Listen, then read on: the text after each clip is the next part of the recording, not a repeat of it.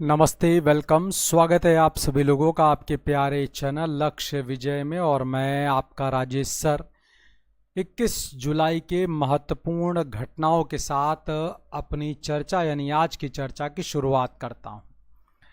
21 जुलाई 1890 को प्रसिद्ध स्वतंत्रता सेनानी, प्रसिद्ध जननायक, जननेता, संविधान सभा के सदस्य जयराम दास दौलत राम का जन्म आज़ादी से पहले के भारत के सिंध प्रांत के कराची में हुआ था। आज वर्तमान समय में ये क्षेत्र तो पाकिस्तान में चला गया, लेकिन आज़ादी से पहले का तो भारत था। अब भारत का सिंध प्रांत और सिंध प्रांत के कराची शहर में हुआ। जयराम जी की अगर बात करते हैं तो ये स्वतंत्रता सेनानी रहे हैं और भारत के अलग अलग आंदोलनों में, जैसे अगर देखा जाए तो जो असहयोग आंदोलन रहा, असहयोग आंदोलन से पहले के जो कुछ छोटे मोटे आंदोलन रहे उनमें, उसके बाद सविनय अवज्ञा का आंदोलन रहा, भारत छोड़ो आंदोलन रहा, इन सब में सक्रिय भूमिका निभाया है।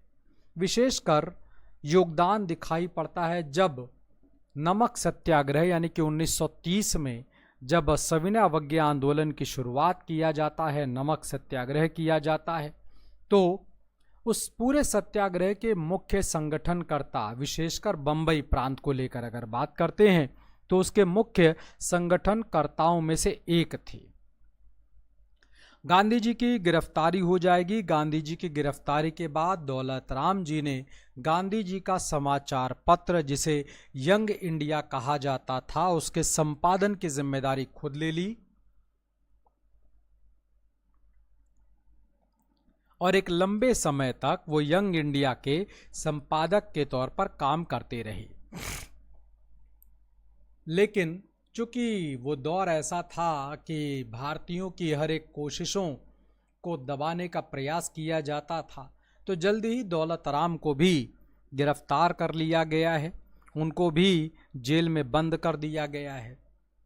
इधर हो क्या रहा है कि जब गोलमेज सम्मेलन की तैयारी चल रही है, तो उस गोलमेज सम्मेलन की तैयारी के लिए अंग्रेजी सरकार की ओर से एक समझौते का प्रस्ताव आया है। उस समझौते के प्रस्ताव की अगर बात करते हैं तो उसमें नाम आता है गांधी इरविन समझौते को लेकर।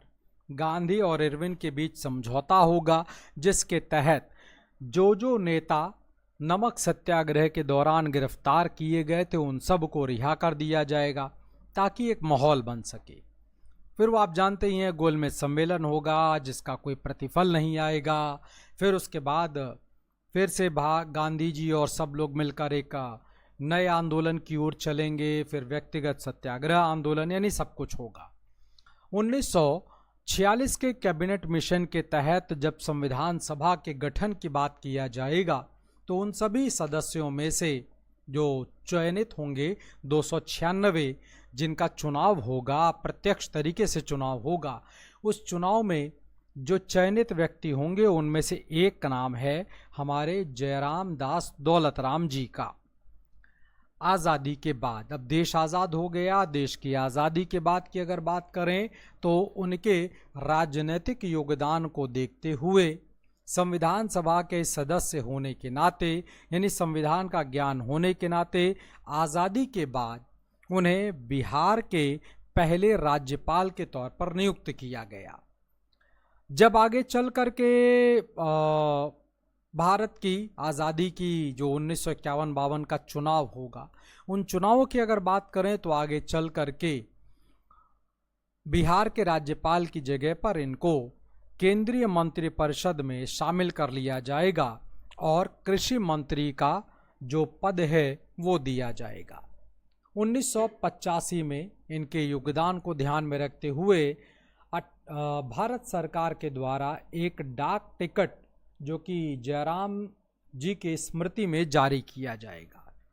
एक अन्य घटना की ओर चलते हैं 21 जुलाई को लेकर, तो शास्त्रीय संगीत की एक महान संगीतकारा गंगूबाई हंगल जी की अगर बात करें तो 21 जुलाई 2009 के वर्ष में गंगूबाई हंगल जी, जो कि ख्याल गायिका की सबसे मशहूर गायिका के तौर पर जानी जाती हैं, उनका निधन हुआ था।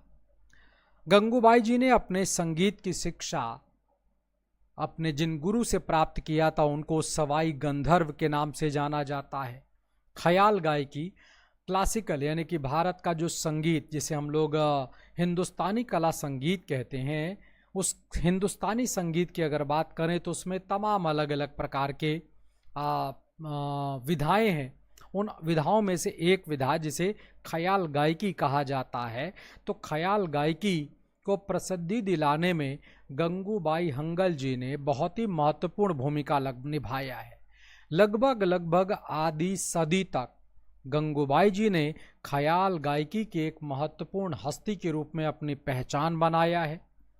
उन्होंने कई सारी बाधाओं को, जो कि उनके इस गायन के जीवन में आने वाली हैं, उनको पार करते हुए अपने गायकी को, अपने कला को एक महत्वपूर्ण मुकाम तक पहुंचाया। उन्होंने अपनी आत्मकथा लिखी जिसको हम लोग नन्ना बदुकिना हादू के नाम पर जानते हैं, जिसका शाब्दिक अर्थ होता है मेरे जीवन का संगीत। तो इस नाम से उन्होंने अपनी आत्मकथा, अपनी ऑटोबायोग्राफी को लिखा। भारतीय शास्त्रीय संगीत में उनके महत्वपूर्ण योगदान के लिए भारत सरकार के द्वारा वर्ष 1971 में पद्म भूषण, वर्ष 2002 में पद्म विभूषण से सम्मानित किया गया। 21 जुलाई की जो महत्वपूर्ण घटना है जिसकी चर्चा मैंने आपके साथ किया, उम्मीद करता हूं कि ये वीडियो, ये जानकारी आपको अच्छा लगता होगा, पसंद आता होगा। इसको लाइक कर दीजिएगा, वीडियो को लाइक कर दीजिएगा, शेयर कर दीजिएगा और चैनल लक्ष्य विजय को सब्सक्राइब करना बिल्कुल मत भूलिएगा। बहुत बहुत शुक्रिया, बहुत बहुत धन्यवाद, नमस्कार।